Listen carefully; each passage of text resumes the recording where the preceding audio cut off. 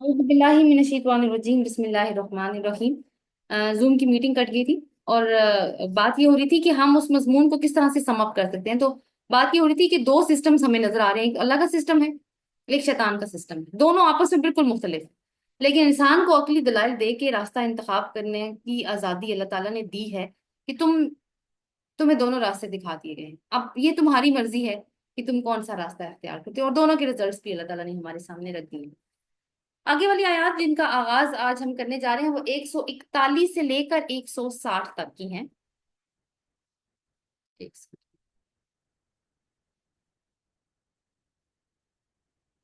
हम लोग 145 तक ही पढ़ सकेंगे, लेकिन हम इनका पहले एक ओवरव्यू देख लेते हैं कि इन आने वाली आयत का मजमून क्या होगा। इन आयत में अहले मक्का की जो बिदात उन्होंने घड़ ली थी, जो अभी हमने पढ़ी हैं, उनकी तरदीद की गई है। उसके कई पहलू हैं। नंबर वन, कि जमीन की पैदावार हो या माल मवेशी, ये सब अल्लाह की तख्लीक है और इंसान के फायदे के लिए, लिहाजा उससे फायदा उठाओ और अल्लाह का शुक्र अदा करो। शैतान के कदमों की पैरवी करके और अपने मुशरिकाना अकायद की बुनियाद पर हराम हलाल के कवानीन खुद ही ना बनाने बैठ जाओ। नंबर टू, चौपायों की नस्ल से पैदा होने वाली नस्ल में कुछ को हलाल और कुछ को हराम कैसे ठहरा सकते हो तुम, वो भी हमने पढ़ा ना पीछे। यानी एक ही दरख्त, तो ऐसी बात है कि एक ही दरख्त के फल हैं, आधे जो हैं वो जायज हैं, आधे नाजायज हैं, तो इसका क्या मतलब होगा। फिर बताया गया कि असल में इब्राहिम अलैहिस्सलाम की शरीयत में क्या हलाल था और क्या हराम था। यहूदियों का तज़किरा भी होगा इसी मसले को लेकर, और मिल्लत इब्राहिम की बुनियादी तालीमात का हवाला दिया जाएगा और बताया गया कि तुम्हें इसी की दावत दी जा रही है। मूसा अलैहिस्सलाम को भी शरीयत अता की गई थी, और शरीयत रहनुमाई के लिए होती है इंसानों की। फिर कुरान की नसीहत का जिक्र होगा जो अल्लाह ताला ने नाजिल की, और ये वार्निंग भी कि तुम पर इत्माम हुज्जत हो गया है, आगे आगे तुम्हारी मर्जी है। तो देखते हैं अल्लाह ताला आगे क्या फरमाते हैं। आयत नंबर 141। वहुवल्लज़ी अंशा जन्नातिम मारूशातिम व गैर मारूशातिम वन नखला वज़रअ मुख्तलिफन उकुलुहु वज़्ज़ैतून वरुम्मान मुतशाबिहम व गैर मुतशाबिह। इसमें अल्फाज है मारूशात और गैर मारूशात, इसको अंडरलाइन कर लीजिए। और वही है जिसने पैदा किए बागात छतरियों पे चढ़ाए हुए और बगैर छतरियों पर चढ़ाए हुए, और खजूर के दरख्त और खेती मुख्तलिफ हैं जिनके फल, जैतून और अनार जो आपस में मिलते जुलते भी हैं और नहीं भी मिलते जुलते। तो पहले इसको देख लेते हैं, क्योंकि थोड़ी सी आयत को हम तीन हिस्सों में समझने की कोशिश करेंगे। आयत अगर हम पहले देख लेते हैं, अ, पूरी आयत। कुलू मिन समरी ही इदा असमरा, खाओ उसके फलों में से जब वो फल लाए, व आतू हक्कहू यौमा हिसादिही, और उसका हक अदा करो उसकी कटाई के दिन। वला तुसरिफू इन्नहू ला युहिब्बुल मुसरिफीन, और इसराफ ना करो, बेशक वो इसराफ करने वालों को पसंद नहीं करता। तो पहला हिस्सा हम देखते हैं कि उस वही है जिसने बागात बनाए, कुछ छतरियों पे चढ़े हुए हैं मारूशात, और कुछ ऐसे हैं जो छतरियों पे नहीं चढ़ाए जाते। अब ये कौन से बागात हैं जिनकी बात हो रही है वो देखेंगे। फिर खजूरों का जिक्र किया अल्लाह ताला ने, और फिर जैतून और रुमान यानी अनार का जिक्र किया। अल्लाह ताला ने कहा कि ये देखने में, इनके रंग भी इनके मुख्तलिफ हैं, इनके जायके भी आपस में मुख्तलिफ हैं, लेकिन कुछ ऐसे भी हैं जो आपस में मिलते जुलते भी हैं। सो मारूशात जो है ना वो अर्श से है। अर्श, अर्श का एक मतलब होता है छत जो कि बचाता है, और दूसरा वो डंडी जो सपोर्ट करती है। ठीक है, दो मतलब, छत जो बचाता है और डंडी जो सपोर्ट करती है। यानी ऐसे पौधे जो कमजोर होते हैं और इनको सहारे की जरूरत पड़ती है, जैसे कि बेलें, अंगूर की बेल। अंगूर की बेल क्या है, मारूशात उसकी मिसाल में आएगी।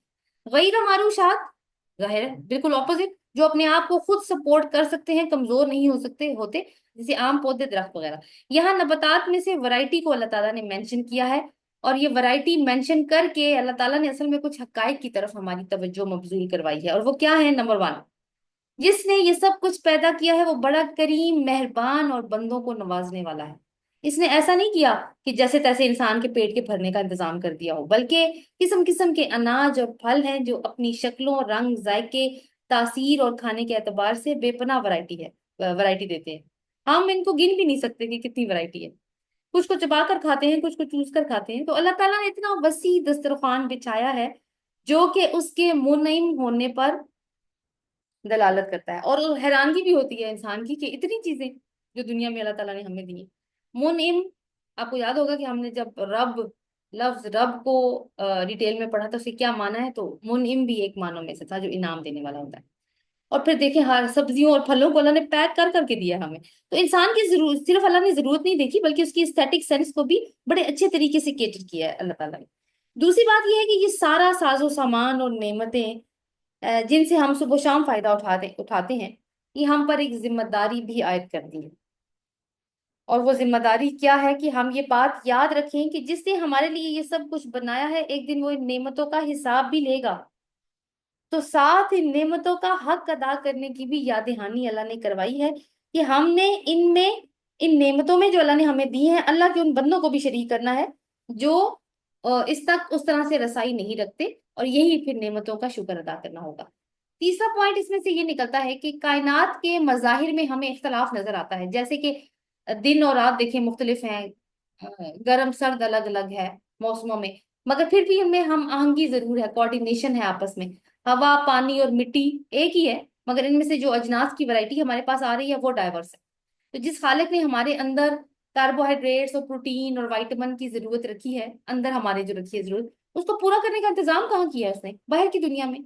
تو یہ چیز بھی خالق کے ایک ہونے، اس کے وحدہ لا شریک ہونے پر دلیل ہے۔ تو عبادت کے لائق بھی پھر وہی ہوا نا۔ اور ایک اور پوائنٹ کہ جس رب نے جسمانی ضرورتوں کے پورے ہونے میں کوئی کسر نہیں اٹھا رکھی، کیا اس نے انسان کی روحانی ضرورت کے بارے میں اس کو پورا کرنے کا کوئی انتظام نہیں کیا ہوگا؟ تو یہ تو اسے اپنی نعمتوں کو یاد کرا دیا، اور ہمیں مختلف طرح کی باتیں جو ہیں وہ سمجھ میں آ گئی کہ اللہ تعالیٰ کیا کہنا چاہ رہے ہیں ان نعمتوں کو یاد کروا کر۔ آگے اللہ تعالیٰ فرماتے ہیں کلوا من ثمرہ اذا اثمر وآتوا حقہ یوم حصادہ، کھاؤ اس کے پھلوں میں سے جب وہ پھل لائے، اور اس کا حق دو اس کی کٹائی کے دن۔ تو ان نعمتوں کو استعمال کرنے کا حکم ہے کہ کھانے کی چیزیں ہیں تو کھاؤ۔ وہ جو مشرکین مکہ نے کیا تھا کہ یہ نہیں کھانا اور اس کا اتنا کھانا ہے اور اس کا اتنا کھانا ہے، وہ مت کرو، مگر جب تم اپنا پھل اتارو یا فصل کاٹ لو تو اس میں اللہ کا حق ادا کرو۔ حالانکہ آپ دیکھیں مکی صورت ہے، تو یہاں ویسے تو جو میں نے آپ کو پہلے بتایا تھا کہ پیداوار میں سے جو زکوٰۃ دی جاتی ہے اس کو عشر کہا جاتا ہے، اس کی بھی ایک خاص پرسنٹیج ہوتی ہے، تو ویسے اشارہ اسی کی طرف ہے۔ لیکن چونکہ زکوٰۃ کے جو باقاعدہ احکامات ہیں وہ تو مدنی صورت میں آئے ہیں، سورۃ توبہ میں آئے تھے، اور مکی صورتوں میں نہیں ہے، تو یہاں پہ پھر عام صدقہ مراد ہوگا کہ اللہ تعالیٰ کی راہ میں دو اس دن، جس دن تم فصل کو کاٹتے ہو اس کا حق ادا کرو۔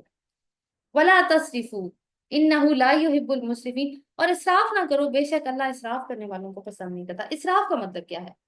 اس کا مطلب ہے فضول خرچی کرنا یا زیادتی کرنا۔ اور سورہ بنی اسرائیل میں اللہ تعالیٰ، سورہ بنی اسرائیل کی آیت نمبر 26 میں اللہ تعالیٰ فرماتے ہیں کہ فضول خرچی کرنے والے شیطان کے بھائی ہیں، اور شیطان اپنے رب کا ناشکرا ہے۔ تو آدمی اپنی ضروریات میں پھر معتدل رویہ اختیار کرے، خواہشات اور ضروریات میں فرق کرے، کیونکہ خواہشات کی تو کوئی لمٹ نہیں ہوتی۔ پھر انسان جب اپنی خواہشات کے پیچھے بھاگنا شروع کر دیتا ہے تو پھر دوسروں کے حقوق نہیں ادا کر سکتا۔ اور دوسروں کے حقوق کیسے ادا کرنے؟ اللہ کا حصہ جو نکالنا ہے وہ اللہ کے بندوں کے اوپر ہی تو خرچ کرنا ہے۔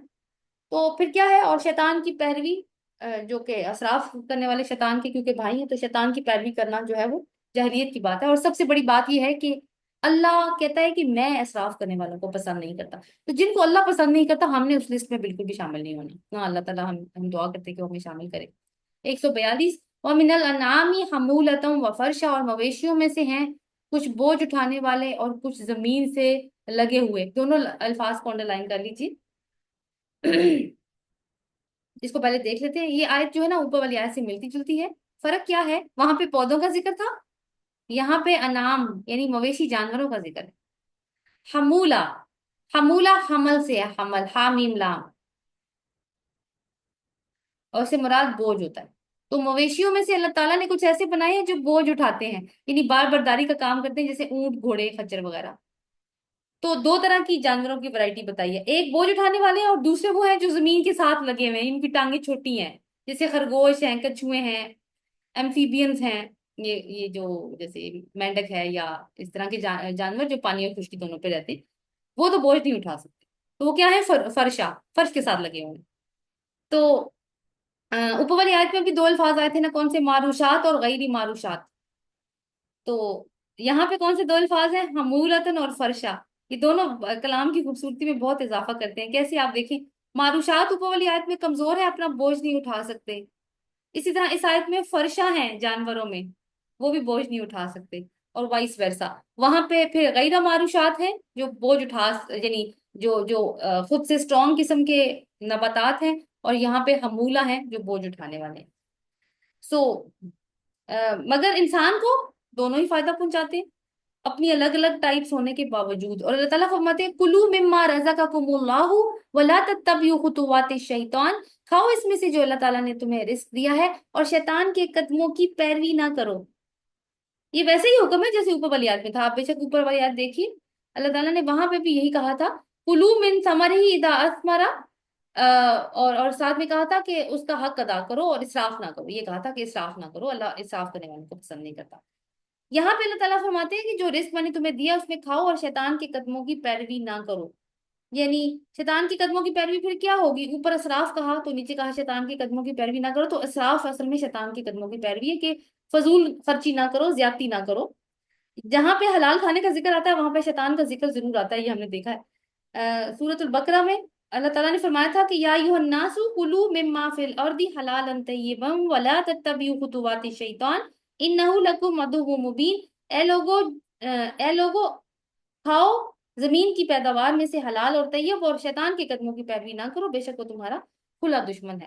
تو یہ شیطان کے خطوات ہوتے کیا ہیں ان کو ہم دیکھ لیتے ہیں، کیونکہ اللہ تعالیٰ بار بار کہتے ہیں کہ وہ تمہارا کھلا دشمن ہے. تو کچھ تو ہم نے سورہ نساء میں اس کو جانا، کچھ البقرہ میں بھی جانا، کچھ آگے ہم جا کے انشاءاللہ سورۃ اعراف میں بھی کافی ڈیٹیل میں جانیں گے. لیکن خطوات کو یہاں پہ دیکھیں گے کہ اصل میں یہ شیطان کی ایک روایت ہے، اس کی ایک ٹریڈیشن ہے شیطان کی اپنی.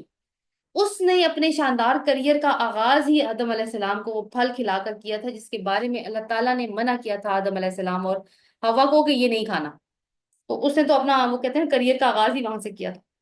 پھر مگر اسے وسوسہ اندازی کر کر کے یہ پھل آدم علیہ السلام اور حوا علیہ السلام کو کھلا دیا. تو اس کی دشمنی تو انسان کے ساتھ ازل سے ہے اور ہمیشہ رہے گی، اور وہ دشمنی کھلم کھلا کرتا ہے. اس کے وار نظر آتے ہیں لیکن وہ خود نظر نہیں آتا، لیکن وار نظر آتے. کون سے وار؟ سورہ نساء میں ہم نے اس کے واروں کے بارے میں پڑھا ہے. اللہ تعالیٰ نے ہمیں وہاں پہ بتایا ہے کہ وہ دائیں سے بھی حملہ کرتا ہے، بائیں سے بھی، آگے سے بھی اور پیچھے سے. اور بھی مختلف چیزیں ہم نے پڑھی ہیں، تو آپ کو دیکھنے کی اگر آپ کو یاد نہیں تو ہمیں اس کو واپس ریمائنڈ کرنے کی ضرورت ہے.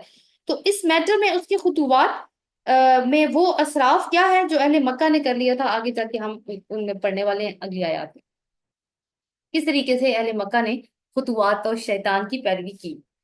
آیت نمبر 143، ثمانیت ازواج، آج 8 قسمیں ہیں، من الضأن اثنین و من المعز اثنین، بھیڑ میں سے 2 اور بکری میں سے 2. قل آذکرین حرم ام الانثیین ام اشتملت علیہ ارحام الانثیین، کہہ دیجئے کیا دو نر اس نے حرام کیے یا 2 مادہ، یا وہ جو ان دونوں ماداؤں کے پیٹ میں ہے. نبئونی بعلم، مجھے بتاؤ علم کے ساتھ، ان کو تم صادقین اگر تم سچے. تو اللہ تعالیٰ یہاں پہ بتا رہے ہیں کہ مویشیوں کی ثمانیت ازواج کی 8 قسمیں ہیں. اصل میں مویشیوں کی 4 اقسام ہیں، لیکن میل فیمیل ملا کر 8 بن جاتے ہیں. اور مویشی میں انعام میں کیا کیا آتے ہیں؟ بھیڑ، بکری، گائے، اونٹ. یہاں ان کا ذکر موجود بھی ہے دونوں آیات میں، اگلی میں بھی. تو بھیڑ کی 2 قسمیں، بکری کی 2 قسمیں، گائے کی 2 قسمیں، اونٹ کی 2 قسمیں. کیسے؟ میل فیمیل ملا کے 8 ہو گئے. اللہ تعالیٰ نے انہیں 8 کا ذکر کیا. تو اب اللہ تعالیٰ سوال پوچھ رہے ہیں، کیونکہ اہل عرب کی جو فقہ ہے جو انہوں نے خود گھڑی ہوئی ہے، اس میں حلال حرام کے مسائل سخت پیچیدہ تھے. جیسے پیچھے بھی مثال گزری نا کہ مالٹے کا ایک درخت اور کہا جائے کہ آدھے مالٹے حلال ہیں اور آدھے حرام ہیں، تو یہ پیچیدگی ہے نا. تو سوال یہ ہے کہ اللہ تعالیٰ کہتے ہیں کہ ان 4 جانوروں کے نر اللہ نے حرام کیے ہیں یا مادائیں حرام کی ہیں، یا وہ بچے جو ان مویشیوں کی ماداؤں کے پیٹ کے اندر موجود ہیں، کیا حرام کیا اللہ نے. تو پورے علم اور دلائل کے ساتھ بات کرو. اگر تم اپنے دعوے میں سچے ہو تو وہ لے کر آؤ سامنے، کس بیس کے اوپر تم نے یہ دعویٰ کھڑا ہے. تو یہاں سے پوائنٹ یہ نکلتا ہے کہ دعوے کی بنیاد یا کسی رسم و رواج کی بنیاد یا پھر وہ چیز جو معاشرے کا عام چلن ہو، اس کی کوئی بنیاد نہیں ہوتی، یعنی اس کی کوئی دلیل نہیں ہوتی اوتھینٹسٹی کو لے کر. کیونکہ اللہ کے نزدیک بنیاد جو ہے وہ علم پر ہونی چاہیے، اور علم جو ہے وہ بھی مستند سورس کا. یعنی یہ ظاہر ہے کہ وہ علم ہمیں قرآن ہی دیتا ہے جو کہ آگے جا کے ہم پڑھیں گے. پھر آیت نمبر 144 بھی اسی طرح کی آیت ہے، لیکن یہ ہے کہ جانوروں کی ڈیٹیل تھوڑی سی الگ ہے۔ وَمِنَ الْإِبِلِ اثْنَيْنِ وَمِنَ الْبَقَرِ اثْنَيْنِ، اور اونٹ میں سے دو اور گائے میں سے دو۔ قُلْ آذَكَرَيْنِ حَرَّمَ أَمِ الْأُنثَيَيْنِ، تو کہہ دیجئے کیا دو نر اس نے حرام کیے یا دو مادہ؟ ام مشتملت علیہ الارحام الانثیین، یا وہ جو دونوں ماداؤں کے پیٹوں میں ہے۔ ام کنتم شہداء اذ وصاکم اللہ بہذا، کیا تم اس وقت گواہ کے طور پر موجود تھے جب اللہ نے تمہیں اس کی تاکید کی تھی؟ فمن اظلم ممن افترى على الله كذبا ليضل الناس بغیر علم، تو کون اس سے بڑا ظالم ہوگا جو اللہ پر جھوٹ گھڑے تاکہ وہ لوگوں کو بغیر علم سے کے بھٹکا دے۔ ان اللہ لا يهدي القوم الظالمین، بے شک اللہ ہدایت نہیں دیتا ان لوگوں کو جو کہ ظالم ہے۔ تو اس کا تعلق بھی جیسے پہلے بات ہوئی کہ پچھلے مضمون سے ہی ہم مویشیوں کے نام تھوڑے سے الگ ہیں، یہاں پہ اونٹ اور گائے کا ذکر ہے، تو وہی سوال اللہ تعالیٰ پوچھ رہے ہیں کہ ان میں سے کیا اللہ نے نر حرام کیے ہیں یا مادائیں جو ان کے پیٹوں میں ہیں وہ کیا حرام کی؟ آگے جو اللہ تعالیٰ نے کہا ہے نا کہ اگر تم سچے ہو تو، یعنی جو جو آگے بات ہوئی کہ ام کنتم شہداء اذ وصاکم اللہ ھذا، کہ کیا تم اس وقت گواہ کے طور پر موجود تھے جب اللہ تعالیٰ تمہیں ان باتوں کی تاکید کر رہا تھا جن کو تم فالو کر رہے ہو؟ یعنی یہ اتمام حجت کا ایک آخری قدم ہے، مطلب یہ ہے کہ جہاں تک عقل اور نقل کے دلائل کا تعلق ہے اس میں سے تو تمہارے پاس کوئی چیز ہے ہی نہیں، تو پھر تم کس بنیاد پر اللہ پہ یہ بہتان باندھ رہے ہو کہ اللہ نے فلاں فلاں چیز کو حرام قرار دیا؟ کیا تم اس وقت موجود تھے جب اللہ تعالیٰ ایسی ہدایات دے رہا تھا؟ تو تم تو خود گمراہ ہو اور پھر لوگوں کو بھی گمراہ کر رہے ہو۔ اللہ تعالیٰ نے کہا ہے کہ اللہ ظالموں کو ہدایت نہیں دیتا۔ یہ جو ظالم ہے یہ کون ہے یہاں پہ؟ یہ وہی ہے جس کا اوپر فمن اظلم ممن افترى على الله كذبا، یہ وہی ہے جو جھوٹ گھڑنے والے ہیں، اور یعنی جھوٹ گھڑتے ہیں اللہ پہ اور خود تو گمراہ ہیں، لوگوں کو بھی ساتھ میں گمراہ کرتے ہیں، تو اللہ تعالیٰ ایسے لوگوں کو ہدایت نہیں دیتا۔ یہاں پہ مراد تو قریش کی ریلیجیس کلرجی ہی ہے، ان کی یعنی ریلیجیس کلاس ہے، ایلیٹ کلاس، جو کہ اللہ کی مخلوق کو گمراہ کرنے کا کام صرف جھوٹ اور فریب گھڑ گھڑ کے کر رہی ہے۔ تو اس کو عقل سلیم بھی نہیں مانے گی، اور نہ ہی کوئی عقل و شعور والا ایسا کوئی شخص ایسا ہو سکتا ہے عقل و شعور والا جو سوچتا ہو کہ اللہ ایسے احکامات بھی دے سکتا ہے۔ تو یہ آیت ہمیں اہل مکہ کی غیر معقولیت کے بارے میں بتاتی ہے۔ تو پیچھے ان کو چیلنج کیا گیا تھا کہ دلیل لے کر آؤ، اللہ تعالیٰ نے کہا تم سچے ہو تو کوئی دلیل لے کر آؤ۔ تو یہاں اللہ تعالیٰ بتا رہے ہیں کہ اصل میں دلیل آتی کہاں سے ہے۔ تو اگلی آیت دیکھتے ہیں 145، جو ہمارے آج کے لیسن کی آخری آیت ہے۔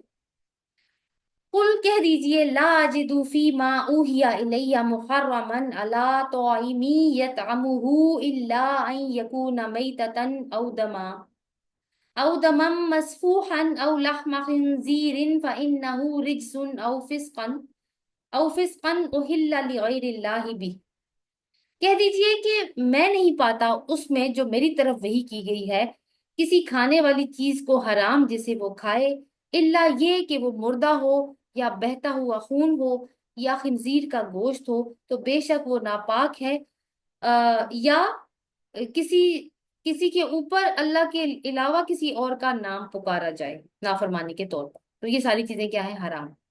بعد میں وہی بات آئی ہے فَمَنِ اضْطُرَّ غَيْرَ بَاغٍ وَلَا عَادٍ فَإِنَّ رَبَّكَ غَفُورٌ رَحِيمٌ، تو جو کوئی مجبور کر دیا گیا، نہ ہو وہ سرکشی کرنے والا اور نہ حد سے بڑھنے والا، تو اللہ تعالیٰ بخشنے والا ہے اور نہایت مہربان ہے۔ تو یہ اعلان رسول اللہ صلی اللہ علیہ وسلم سے کروایا جا رہا ہے، اور وہی کی بات کر کے دیکھیں آیت کا سٹارٹ میں نا قُل لَا أَجِدُ فِي مَا أُوحِيَ إِلَيَّ، وہی کی بات کی گئی ہے، وہی کی بات کر کے بات کو واضح کر دیا گیا ہے کہ انسٹرکشنز اللہ تعالیٰ کی طرف سے آتی ہیں اور وہی ملت ابراہیم میں بھی آئی تھی۔ تو 4 چیزوں کا ذکر کیا ہے جو ہم مدنی قرآن میں بھی پڑھ چکے ہیں، کہ وہ کون سی 4 چیزیں ہیں جو اللہ تعالیٰ نے حرام قرار دی ہیں، انہی 4 چیزوں کا یہاں پہ بھی ذکر آیا۔ تو یہ مضمون جو ہے نا وہ سورۃ البقرہ کی آیت نمبر 73 اور سورۃ المائدہ کی آیت نمبر 3 میں بھی گزر چکا ہے، اور آگے سورۃ نحل کی آیت نمبر 115 میں بھی آنے والا ہے، لیکن وہ میں آپ کو ریفرنس کے طور پر پچھلے اس میں لیکچر میں نے آپ کے سامنے رکھی تھی وہ آیت۔ تو سورۃ بقرہ کی آیت اور اس آیت میں اتنا سا فرق ہے کہ وہاں پہ خون صرف کہا اللہ تعالیٰ نے، یہاں پہ خون کے ساتھ مسفوح کا بھی ذکر کیا، یعنی ایسا خون جو بہتا ہوا خون ہو، تو وہ جو ہے وہ جائز نہیں ہے۔ دوسری بات یہ ہے کہ سورۃ المائدہ کی آیت میں ان 4 چیزوں کے علاوہ کچھ اور چیزوں کی حرمت کا بھی ذکر تھا، اور وہ کیا تھا کہ وہ جانور جو گلا گھٹ کر یا چوٹ کھا کر یا بلندی سے گر کر یا ٹکر کھا کر مرے، یا وہ جسے کسی درندے نے پھاڑا ہو۔ لیکن اصل میں جہاں پہ بھی جو مردہ کا ذکر ہے نا، تو اس آیت کو اس کے ساتھ ملا کے دیکھیں تو जानवर के मरने की कोई भी सूरत हो सकती है, जिन सूरतों का हम अल-माइदा में जिक्र कर चुके हैं, लेकिन इन सूरतों से मुब्तला होके अगर कोई जानवर मर जाता है और तुम्हें वो मुर्दा मिलता है तो फिर वो नहीं खा सकते। तो जो जानवर इस तरीके से हलाक होंगे वो मुर्दार की तारीफ में आएंगे।